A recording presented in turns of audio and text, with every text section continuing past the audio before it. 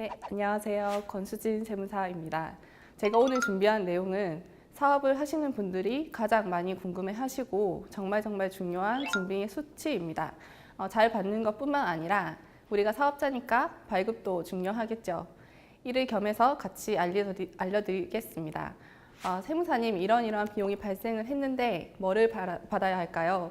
꼭 증빙을 갖추어야 하나요? 라는 질문을 평소에 많이 받습니다. 수많은 거래가 발생을 하고 발생한 거래를 증명해 주는 것이 증빙입니다. 어떤 증빙을 갖추어야 비용으로 인정받을 수 있고 우리 사업자들이 중요하게 생각하는 부가세 공제를 받을 수 있는지를 알고 있는 것이 가장 절세할 수 있는 방법이 아닐까요? 그럼 세법에서 비용으로 인정해주는 적격 증빙에 대해서 알려드리겠습니다. 세법에서 인정해주는 적격 증빙이란 크게 세 가지로 말할 수 있습니다. 첫째는 세금 계산서, 둘째는 현금 영수증, 셋째는 신용카드 매출 전표입니다. 여러분께서도 많이 들어보시고 다 알고 계시는 것들이죠. 먼저 세금 계산서는 나도 사업자이고 너도 사업자일 때 주고받는 것입니다. 세금 계산서를 발급을 할 때 사업자 등록번호란이 있죠. 사업자 등록번호가 있다는 것은 공급하는 자와 공급받는 자가 모두 사업자라는 것입니다.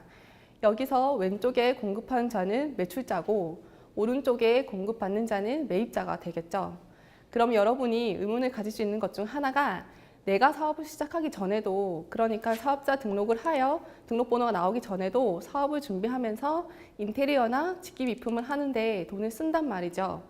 그럼 사업자 등록번호가 없는데 어떻게 하나요? 라는 것인데, 사업을 개시하기 전에는 저 등록번호란에 사업자 등록번호 대신에 대표자의 주민등록번호로 발급할 수 있습니다.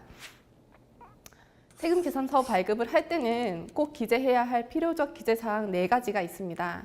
앞서 말씀드린 공급하는 자 사업자 등록번호 및 상호와 공급받는 자의 사업자 등록번호 이외에 작성일자와 공급가액 및 부가가치세액입니다.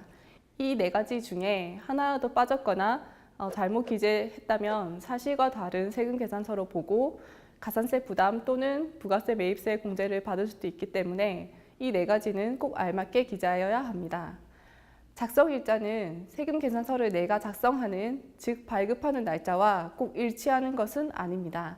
우리가 재화나 용량을 공급할 때 세법에서 정한 공급 시기를 작성일자로 보기 때문에 공급 시기에 맞게 작성일자를 발급하고 수취해야 합니다.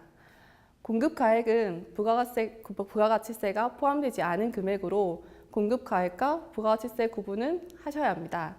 세금 계산서는 전자와 종이로 나눌 수 있습니다.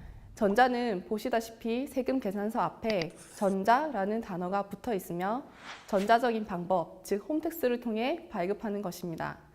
종이 세금 계산서는 세금 계산서 앞에 전자라는 글자가 없죠. 전자세금 계산서는 홈택스에서 조회되기 때문에 편리하고 보관의 의무도 없습니다만 종이세금 계산서는 반드시 보관하셔야 부가세 공제를 받을 수 있고 비용으로 처리도 가능합니다. 절대로 종이세금 계산서를 버리시면 안 되겠습니다. 참고로 의무적으로 전자세금 계산서를 발급해야 하는 사업자 유형이 있습니다. 법인 사업자는 무조건 전자로 발급을 해야 하고 개인 사업자는 직전연도 사업장별 공급가의 합계액이 3억 원 이상이면 종이세금 계산서를 발급하지 못하고 전자세금 계산서만 발급할 수 있습니다. 그럼에도 불구하고 종이세금 계산서로 발급한다면 공급가액에 대해 1% 가산세를 물게 됩니다. 자, 다음으로 중요한 것은 폐업한 사업자가 발급한 세금 계산서는 우리가 부가가치세를 공제받을 수도 없고 비용으로 인정받지도 못합니다. 그럼 물건을 공급한 사람이 폐업한 사람인지 조금 의심스러운 상황이 드는 경우에는 사업자 등록번호를 조회해 보시면 됩니다. 홈택스에 들어가셔서 조회 및 발급 아래측에 사업자 등록번호로 조회를 하시면 사업을 하고 있는지, 폐업을 했다면 언제 폐업했는지 알 수 있습니다. 여기까지 세금 계산서에 대해서 알아봤습니다.